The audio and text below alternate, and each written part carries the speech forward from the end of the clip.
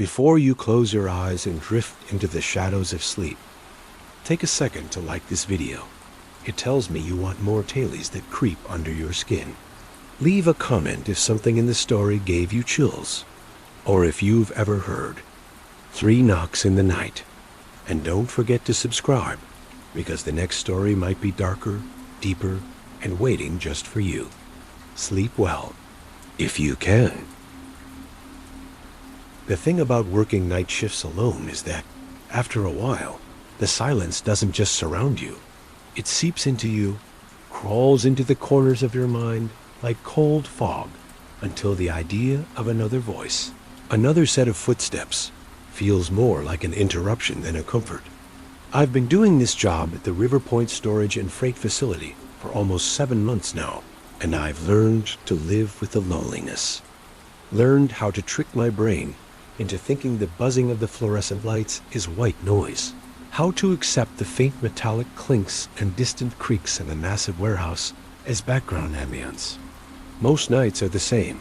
I clock in at 10 p.m. sharp, check the manifests, do a walkthrough of the main floor, make sure nothing's been tampered with, then settle into the monitoring station with a lukewarm cup of vending machine coffee, and try not to doze off while watching security feeds that rarely show anything more interesting than rats darting behind crates.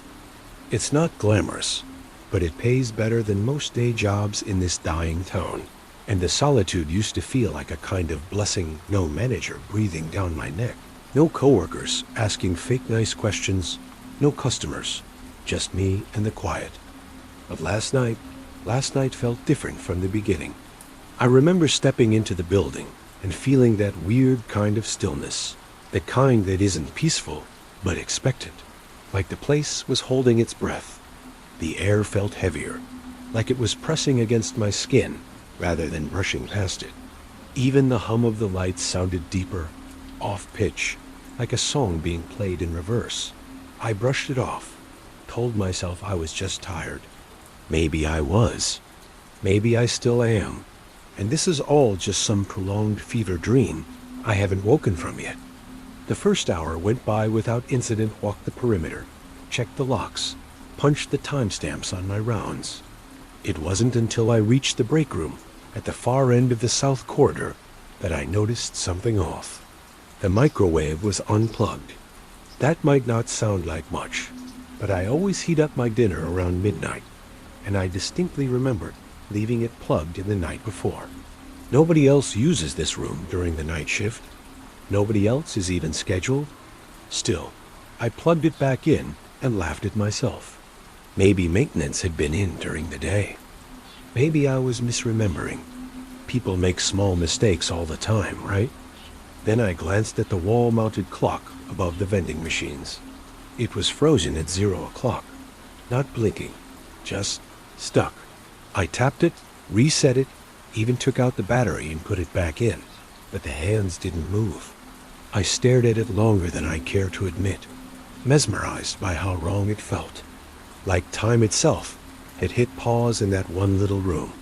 Then, as I turned to leave, I caught my own reflection in the break room mirror, and for a second, just a split second, I swear I saw my reflection still facing the mirror while I had already turned away. I spun around so fast, I nearly tripped over my own feet, heart hammering in my chest, palms sweating. But there I was, just me, my reflection mimicking my panic. I stood there, breathing hard, telling myself it was the flickering fluorescent light playing tricks on my eyes. I even laughed out loud, nervously, trying to shake it off. You see, this mirror is one of the facility's quirks hung awkwardly between the soda machine and the sink, for reasons no one could ever really explain. But there's also a stupid little rule that got passed down from the old night guard who worked here before me. Never look into the break room mirror after 3 a.m. He told me that on my first day, dead serious, like it was the most important part of the orientation. I'd laughed at the time, figured it was hazing or some local superstition, but he hadn't cracked a smile. Just don't, he'd said. It remembers. I'd forgotten about that until last night. Maybe that's why I stood there, eyes locked on the mirror, daring myself to look deeper, like I was trying to find whatever he was talking about. But eventually, I shook it off, muttered something about needing sleep, and walked back to the security office. I tried to distract myself with paperwork, rerouted my attention to the monitors. For the most part, the feeds showed nothing out of the ordinary dark aisles between towering stacks of boxes, empty corridors, the occasional bug crawling past the lens. But then something flickered on camera 6, the south corridor, near the break room. A shape, not moving, just standing there. It was dark and human-shaped, almost like a silhouette, but the weird part was how the feed pixelated around it, as if the camera couldn't quite decide it was there. I leaned in closer, tried to zoom, but the feed glitched and cut to black for a full 5 seconds before returning to an empty hallway. I tried to rewind the footage, but the playback failed. File corrupted. I stared at the monitor, fingers cold, suddenly aware of how quiet the room had gotten.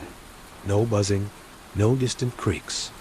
Just a hollow silence that made me feel like I wasn't alone. I grabbed the flashlight and went to check the corridor, convincing myself it was just the system acting up again, cheap cameras and outdated software, nothing new. But as I turned the corner into the south hallway, my flashlight began to flicker, and I heard something. Not footsteps exactly, more like a dragging noise, like someone was pulling a heavy coat or a wet mop across the floor slowly, deliberately. I froze. The sound stopped. I swung the light ahead, nothing there. But the air was colder here, a few degrees lower than the rest of the building, enough to raise goosebumps on my arms. I walked slowly past the break room, careful not to look into the mirror through the half-open door. The corridor ended in a locked maintenance closet that hadn't been used in years. Still locked. I stood there for a while, just listening, hoping to hear nothing, fearing I would. Eventually I turned back, but as I passed the break room again, I couldn't resist. I peeked inside. Everything looked normal, except the clock was working again, ticking away at 2:56 a.m. I felt something shift inside my chest, a weird sinking sensation. I told myself to keep walking, to finish my rounds, but I just stood there, watching the second hand move, ticking, ticking, ticking. When it hit 2:59, I backed away, turned around. But then I heard it, my own voice, low and strained, echoing from inside the break room. "Don't look." I froze. Every part of my body screamed to run, but my feet wouldn't move. My voice again, from behind me, slightly louder, a little closer. "Don't look." And against everything I knew, everything I felt, I turned. The break room was empty, but the mirror, oh God, the mirror was not.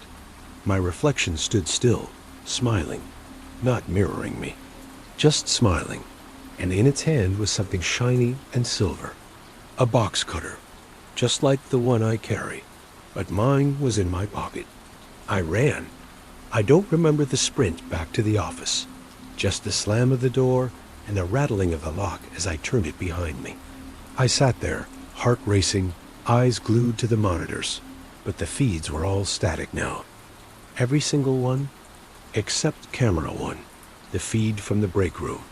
That one showed the mirror, and my reflection, still standing there, still smiling, still holding the box cutter, and the time on the screen? 3 a.m. That's when I realized I never heard the door open, never heard anyone enter. Whatever it was already here. The first thing I did when I got home that morning was pull all the mirrors down. Every single one-bathroom mirror, wardrobe mirror, even that stupid little one on the hallway shelf that I never used except to fix my collar before work. I didn't break them, just turned them around and stuffed them in the hallway closet like that would somehow protect me. I don't know. Maybe I thought if I couldn't see it, it couldn't see me. The whole walk back from the facility felt like I was being watched, even though the sun was already creeping over the rooftops. and the streets were starting to fill with the early buzz of the living delivery vans, cyclists, dogs barking behind fences. But none of it felt real. It all felt off, like I was walking through a memory of the world, not the world itself. I remember passing Mrs. Denton, the sweet old woman who walks her terrier every morning at 6:30 on the dot, and she looked right at me, but her face didn't change.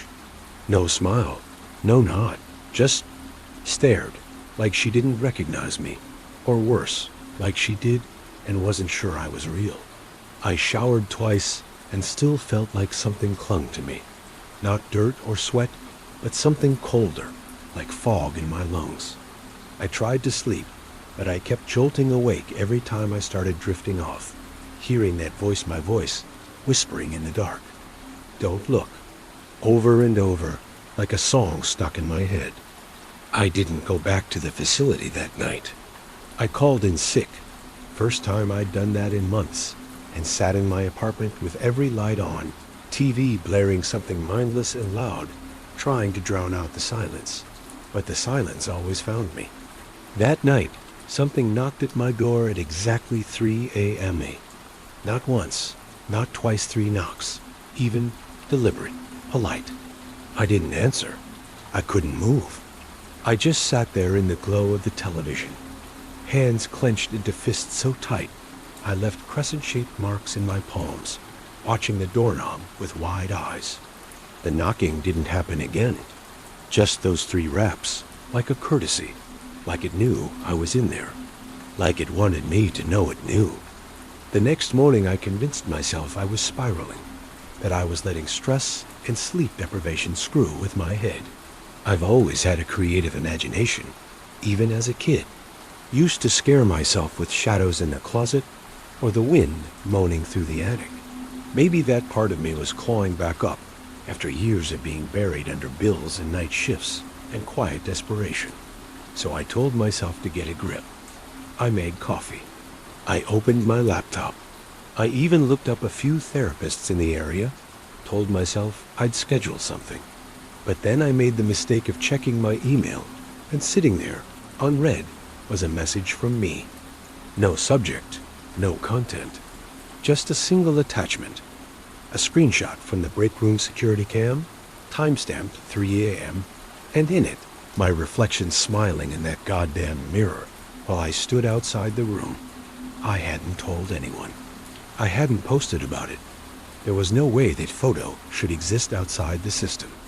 I slammed the laptop shut so fast I spilled coffee all over the desk and sat there, heart racing, staring at the wall like it might start bleeding. That evening, against every instinct screaming at me not to, I went back to work. I told myself I'd imagined it, or that someone was messing with me some elaborate prank by the guys on the day shift. Maybe they looped the footage. Maybe there was a logical explanation. That was my mistake, trying to rationalize what doesn't want to be understood. I arrived just before 10 and found the building exactly as I'd left it, dim, silent, the stale smell of cardboard and dust hanging in the air like always. But something had changed. I could feel it. The lights didn't just hum. They seemed to pulse, like they were breathing. And there was a smell I couldn't quite place, like burned hair and something wet left in a hot car. I tried to ignore it, went about my routine, logged in, checked the manifests, did a half-hearted walkthrough.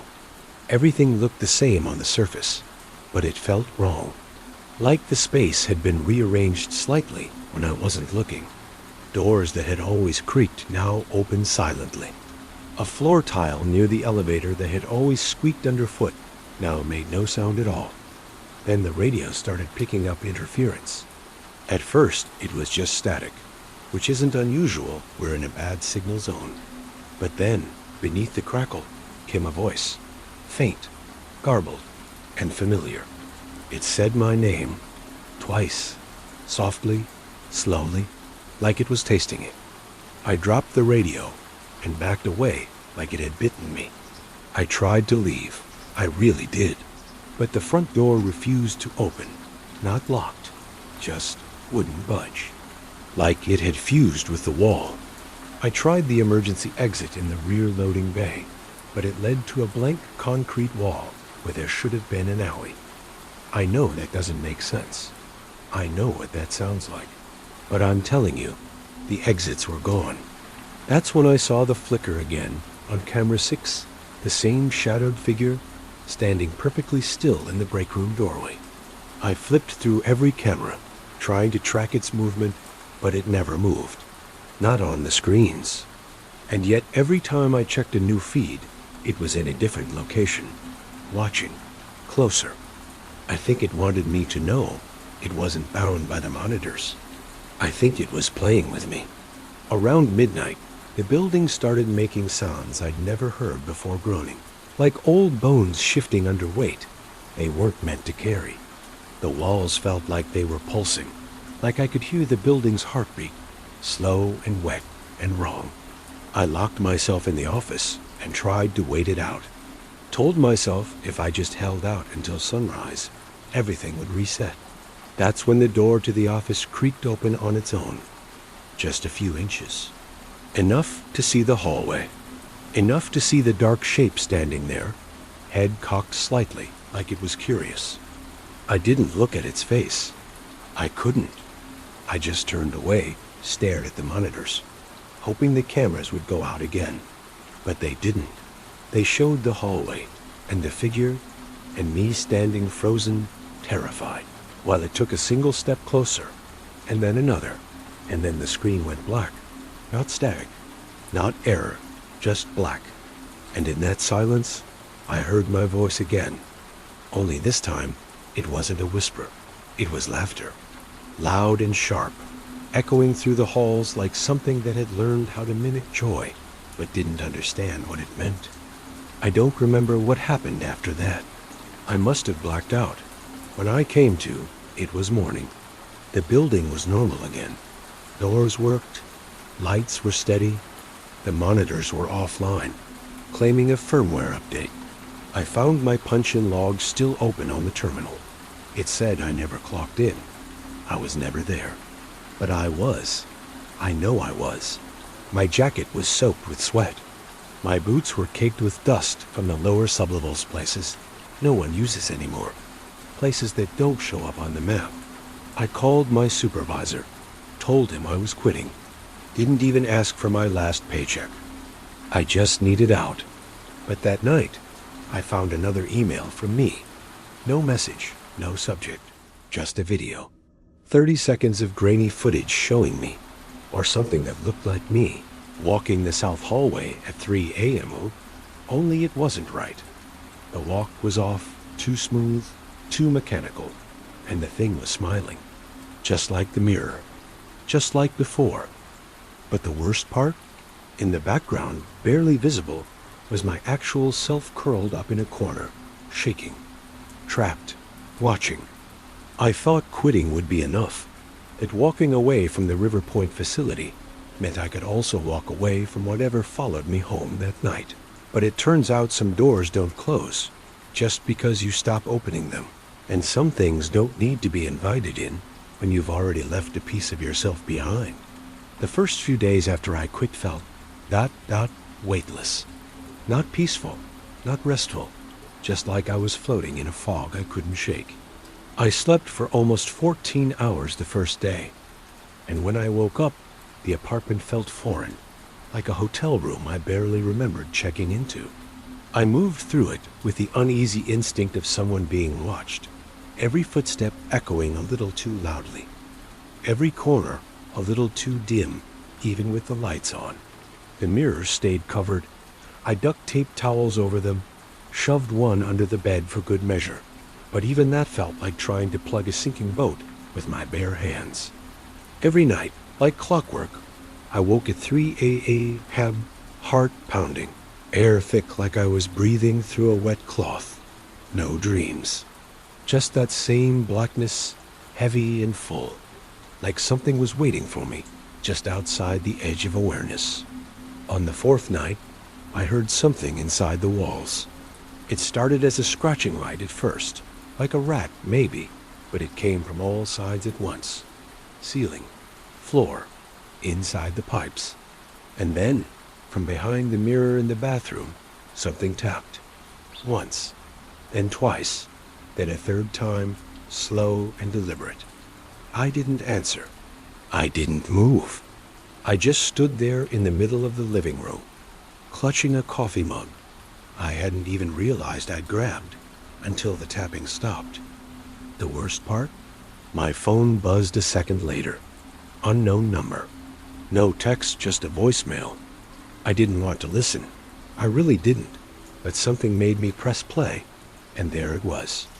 My voice whispering my own name like a warning, like a prayer, over and over and over. That's when I realized I couldn't stay here. I packed a bag and booked a cheap motel just outside of town, the kind with flickering neon lights and cigarette burns on the comforter. I figured if I kept moving, whatever this was couldn't catch up. But you don't outrun something that lives in reflections, something that follows you not with footsteps, but with memories. The motel mirror was bolted to the wall. I tried to cover it with a towel, but it slipped off during the night, and I woke up to see my reflection standing beside the bed, not lying in it, standing, watching me, smiling. I screamed, but there was no sound, like the air itself had gone mute.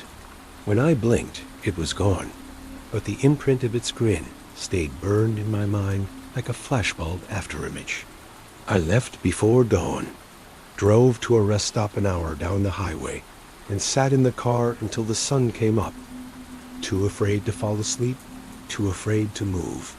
I must have looked like a lunatic unshaven, twitchy, glancing at every reflective surface like it might lunge at me. I finally caved and called Jordan, an old friend from high school who'd gone into paranormal research. Not the TV kind, the real kind, the kind that starts with trauma and ends in obsession. I hadn't spoken to him in years, but I remembered a time he told me he'd once seen something in the mirror that wasn't him. And back then I'd laughed it off like everyone else. He didn't laugh this time. When I told him what happened, his voice went quiet in that way people get when they feel you've confirmed something they always suspected but never wanted to be true. He asked me one question. Did it smile? I said yes. Then it's chosen you, he whispered, and for a moment I heard him cover the phone and mutter something like a prayer. He told me what I was dealing with wasn't a ghost or a demon or even a hallucination. He called it the echo, something ancient and wrong that mimics us not to blend in, but to become us. It waits until you believe it, he said. Then it becomes real. It feeds on recognition, on attention. You looked at it. You acknowledged it. Now it's following you. I asked him how to stop it, and he hesitated. You can't, he said, but you might be able to trap it where it came from. That night, I drove back to River Point. I know, stupid. I told myself it was about closure, about confronting it on my own terms. But the truth is, I wanted it to end one way or another. The place was deserted, just like I left it, but something had changed in the air, thicker, damper, like the walls were sweating. The break room door was wide open, and the mirror inside had been wiped clean, gleaming, inviting. I stepped inside, holding the crowbar I'd brought, and stood in front of it for what felt like an hour. My reflection looked normal at first. Me, tired, haunted, pale from stress. But then it blinked before I did, and that smile returned, slow and knowing. I raised the crowbar and swung. The glass shattered with a scream. Not mine, not its, but something else. A shriek that filled the room and the hallway, and maybe the whole damn building. I stumbled back as shards rained down, cutting my arm, but I didn't stop swinging until nothing reflective remained. The silence afterward was absolute. No hum, no wind, no footsteps, just the sound of my own heart. For a brief moment, I thought I'd done it, thought I'd won. But then the power went out. All at once, every light, every monitor gone. And in that suffocating darkness, I saw movement. Not with my eyes, with my bones. I felt it circling me, slipping through the cracks of the world like smoke. The lights came back on just in time for me to see it standing behind me in the shards of glass, no longer bound by reflection. It looked like me, but its eyes were hollow, wide and black, and stretching into something endless. It opened its mouth, and I heard every word I'd ever whispered to myself in fear. Every doubt, every dark thought, every silent scream I'd buried. It was me. It was becoming me. And I could feel it pulling like a tide inside my skull, trying to invert me, make space for itself. I ran. Out of the break room, down the corridor, through the emergency exit, which now opened. By the way, like it had been waiting. I don't remember how I got home. I just remember waking up on my bathroom floor, mouth tasting of metal, arms still bleeding, and one phrase burned into my mind over and over again. You looked too long. Since then, things haven't returned to normal. I don't sleep more than a couple hours at a time. My phone rings once every night at exactly 3 a.m., and I don't pick up. I've moved 3 times, and no matter where I go, the mirrors fog up at 3 o'clock, even if no one's showered. And sometimes, when I walk past them, I catch glimpses not of myself, but of someone watching me, smiling, waiting. Jordan said I might have bought time, maybe even weakened it, but it's not gone. It never leaves once it finds you. It just waits for the next crack, the next mirror, the next glance that lasts a second too long. I've started recording these nights, documenting everything, because if I disappear, I need someone to know it wasn't suicide. It wasn't madness. It was something that wore my face until I couldn't anymore. And if you're reading this, if any of this sounds familiar, if your reflection doesn't always move when you do, then stop. Don't look. Don't acknowledge it. Don't let it see that you see it. Because once it knows you believe, once it smiles, it starts to become you too. There comes a point where fear stops being sharp and shrill and instead becomes dull and constant. Like a low hum in your chest, you forget is even there until something changes pitch and suddenly you're aware of it again, louder than ever. That's what my life became after I shattered the mirror. An existence lived under that hum, waiting for the moment the pitch changed. I thought I could outlast it. I thought that if I stayed awake long enough, avoided mirrors long enough, blocked out every reflective surface in every place I lived, I'd weaken it, starve it. But you can't starve something that feeds on attention, on memory. You can't kill what you carry. I tried isolation. For nearly 2 weeks, I didn't speak to anyone. I ignored texts, dodged calls, holed myself up in a cheap basement studio that had no windows, no screens, no glossy surfaces. I covered everything in thick black cloth and left the lights dim. I turned the camera on my laptop toward the wall and taped over it. I even went so far as to shave my face without looking in a mirror, using only touch. But even then I would catch it. Not in reflections, not anymore, but in dreams. Or what I thought were dreams. Sometimes I'd wake up and find fresh dirt on the floor, like I'd been outside, even though the door was still bolted. One night, I woke up to find my socks damp, like I'd been walking in dew-covered grass, though I hadn't left the apartment in 2 days. The worst was the morning I woke up on the floor next to the closet, where I'd stuffed all the mirrors from my old apartment closet, still taped shut. But the tape now curled and brittle, as if it had aged 50 years overnight, and the door slightly ajar. Not wide, just enough. Enough for something to slip through. I told myself it was all hallucination, sleep deprivation playing tricks. But I knew better. Deep down, I knew something was crawling closer. Every time I blinked, it felt like time skipped. Hours would vanish without explanation. One afternoon, I looked at the clock and saw 1:12 p.m. I blinked. It was 4:47 p.m., and I was standing in front of the bathroom mirror I had duct taped shut 3 days ago, now clean, exposed, and cold. I didn't remember unwrapping it. I didn't remember even walking into the bathroom. But there I was, staring into the face of something that looked like me, only too still. Like a photograph pretending to be a person. And that smile, Jesus, that smile stretched just a bit too far, like the skin at the corners of its mouth had stopped knowing where to end. I turned away and vomited in the sink. That was the night I decided to go back. Not to River Point, no. That place was just the gate. I had to find the source. I had to go deeper. I called Jordan again. He sounded tired, older somehow, like just hearing my voice had pulled something out of him. He told me there were stories old ones of people being followed by shadows that wore their faces, entities that came not from other worlds, but from behind the thin veil of mirrors, reflections, surface mimicry. He said something ancient lives in the liminal spaces of sight, and we gave it shape when we learned to recognize ourselves. It's not a monster, he told me. It's the idea of you, corrupted. I asked him where it came from, how it started. He hesitated, then mentioned an old section of River Point that was sealed off years before I ever started working there. Sublevel B basement records, supposedly condemned due to flooding decades ago. But he said he found a blueprint.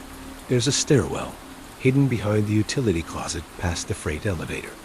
That's where it comes through, he said. That's where it became aware. So I went. No more running, no more hiding. I didn't even pack. Just took my flashlight, a crowbar, and a handheld recorder. The building was abandoned now. Completely shut down, no security, no workers, just echoes and dust. As soon as I stepped inside, I felt it again, that pressure in the air, like the atmosphere was thicker inside than outside, as if stepping into a deeper part of reality. I found the elevator, pried open the rusted access panel, and slipped into the shaft with only a weak beam of light to guide me. The air grew colder as I descended the stairs behind the utility closet. My breath fogged in front of me, even though it was summer outside. I reached a heavy steel door at the bottom marked Archives B2, with red paint streaked across the center like a warning. I pushed it open. The smell hit me first.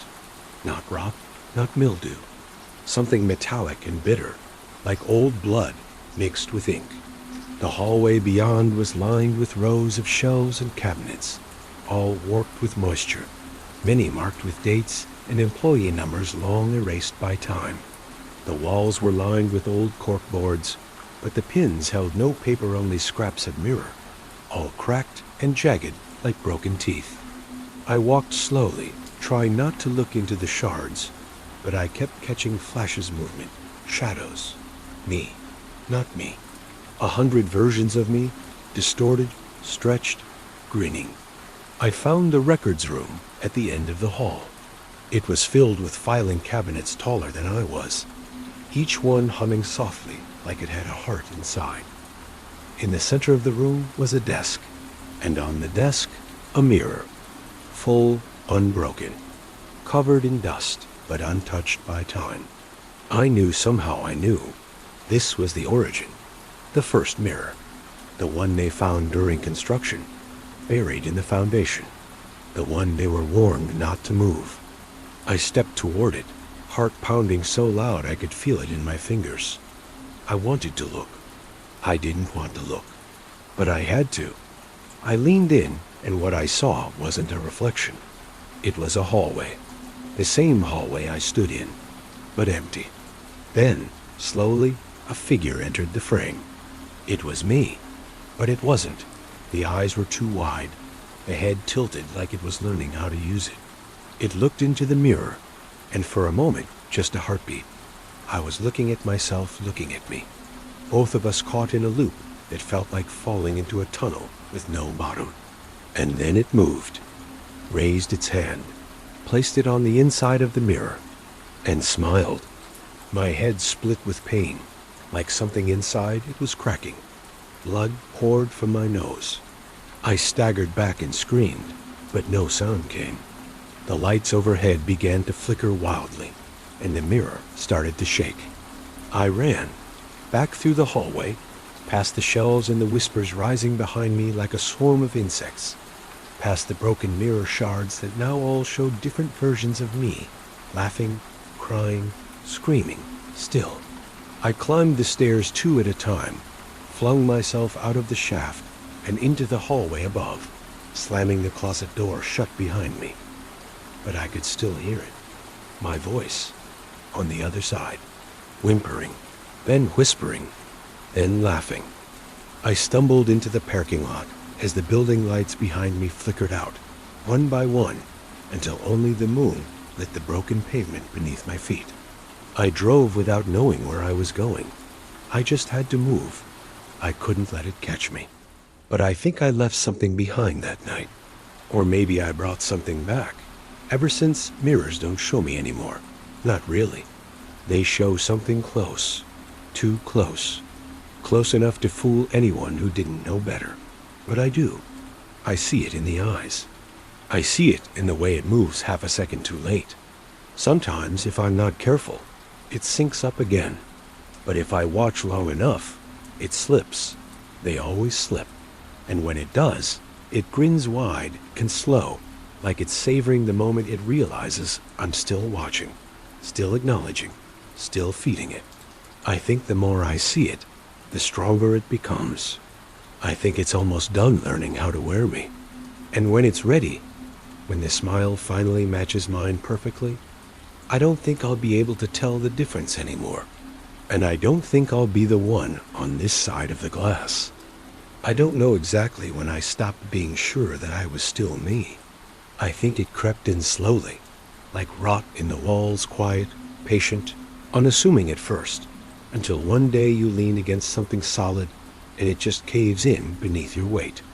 For weeks now, I've been catching glimpses of myself where I shouldn't be shop windows when I pass by, and know damn well I didn't turn my head that way. Darkened glass doors in apartment buildings, showing a version of me that's a half step behind or a half step ahead, never in sync. Even strangers look at me oddly now. Not in that obvious you're insane way, but something subtler, like they sense I'm wrong and don't want to admit it out loud. I used to think I was just paranoid, cracking under pressure. But then I started seeing the smirks. Not smiles, smirks. The way people look when they're in on something that you aren't. Cashiers, bus drivers, even a guy who bumped into me on the street and whispered, "Almost there," as if congratulating me. And that's when I realized this thing, this echo, this not me, it wasn't just following me anymore. It was becoming me, not by force, not by violence, but by erosion. Bit by bit, it was wearing me down, taking my routines, my voice, my place in the world, and making them its own. And all it needed from me was silence. So I started recording again. Audio at first, rambling monologues at 3 a.m. just to prove I was still here, still resisting. Then video. I stared into the camera for hours, just watching myself, searching for anything, any twitch, any lag, any flicker in the eyes that might tell me which one I was. Sometimes I caught things. Sometimes when I reviewed the footage, there would be an extra frame. Just one. Me standing beside me. Me smiling when I wasn't. Me blinking when I didn't. And every time I caught it, every time I paused the frame, the next night it would be harder to spot. It was learning, adapting. There were moments, tiny cracks in my memory where I'd lose time. Hours gone. No calls made, no messages sent. Yet I'd find replies in my inbox. Conversations I didn't remember having. People thanking me for advice I never gave. A friend told me over the phone, "Hey, glad you're doing better. You sounded so grounded last night." But I hadn't called anyone the night before. I'd been curled up in my bathtub, knife in hand, mirror covered, trying not to fall asleep. Sleep became dangerous. Every time I drifted off, I'd wake up in different positions once, standing in front of my closet, once fully dressed and sitting behind the wheel of my car, engine idling. I tried setting up motion sensor cameras. One caught me walking into the kitchen at 2:59 a, standing in front of the microwave and just staring at my reflection in the dark glass for exactly 60 seconds. And then I whispered, "It's ready." I have no memory of that. None. But the worst came last week. I got a letter in the mail. No return address. Inside was a single photograph, black and white, old and creased, showing the River Point facility from decades ago. And in the center, a group of workers posing in front of the break room mirror. Most of them were smiling. One of them wasn't. One of them was me, my face, my build, standing in a crowd of people from 50 years ago, staring straight at the camera with dead eyes and a slight grin, like it had always been there, waiting for me to notice. That night, I finally understood what Jordan meant when he said, "The echo doesn't want to destroy you. It wants to exist instead of you. It's not a ghost. It's not a parasite. It's a replacement. And the longer I let it stay, the more space it takes."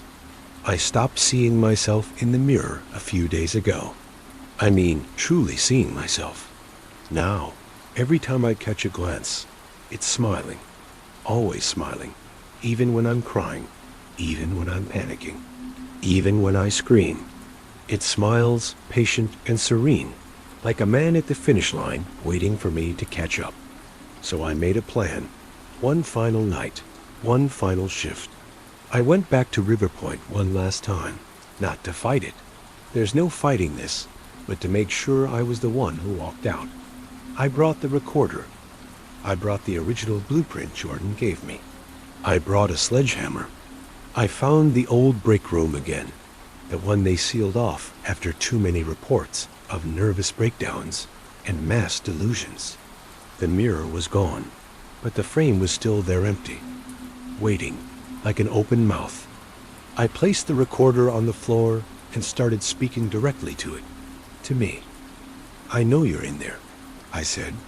"I know what you are now. You've been patient. You've been clever. But you've forgotten one thing. The air grew cold. I felt the walls pulse again, like before, and the lights began to flicker. I stepped into the frame of the missing mirror, the air suddenly heavier, thicker, like stepping into water. My ears popped. My hands went numb. And then I saw it stepping into the space across from me. A perfect mirror image, but no glass between us. It smiled, of course. So I smiled too, not with joy, with defiance. "You want to become me?" I whispered. "Fine, but I'm not leaving." I grabbed the sledgehammer and swung not at it, but at the walls around us. The foundation cracked. The room screamed. Not like sound-like pressure, like the air was ripping itself apart. And still it stood there, calm, steady, watching. But now its smile faltered, just a little. It didn't expect me to fight by surrendering. It didn't expect me to claim its place. And as the walls collapsed around us and the darkness flooded in, I felt it for the first time, fear. Not mine. It's... I woke up in a hospital 3 days later.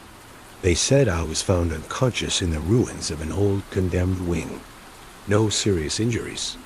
No records of me even being employed there. I checked every mirror in the hospital. I saw myself. Just me. No delay. No smirk. I cried. For hours. But then, last night, I caught my reflection yawning a second too late. A small thing. A glitch. But now I'm not sure. I'm not sure I won. I'm not sure I'm me. I've started filming again. Recording every second I can, watching for the cracks. Because if I slipped through, maybe so did it.